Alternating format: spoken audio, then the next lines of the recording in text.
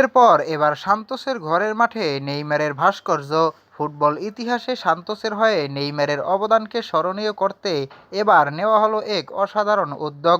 Brazilian ফুটবলের অন্যতম ঐতিহ্যবাহী ক্লাব সান্তোস, আর এই ক্লাবে ইতিহাসের সঙ্গে জড়িয়ে আছে ফুটবলের দুই মহাতারকার নাম, পেলে এবং নেইমার।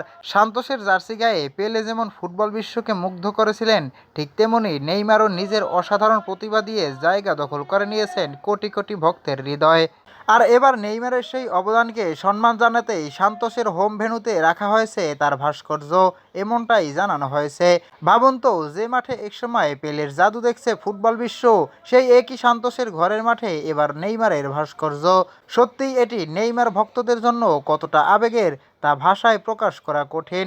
সান্তোসের প্রেসিডেন্টের মতে নেইমার শুধু একজন অসাধারণ ফুটবলারই নন, তিনি ক্লাবটির ইতিহাসের একজন স্মরণীয় এবং বিশ্ববিখ্যাত খেলোয়াড়। তাই তার অবদানকে সম্মান জানাতেই এই বিশেষ উদ্যোগ।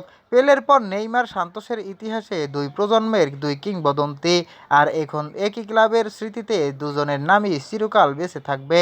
নেইমারের এই সম্মান পাওয়াকে আপনি কিভাবে দেখছেন? কমেন্টে আপনার মতামত জানিয়ে দিন। আর ফুটবলের এমন আরও আপডেট পেতে অবশ্যই চ্যানেলটি সাবস্ক্রাইব করুন।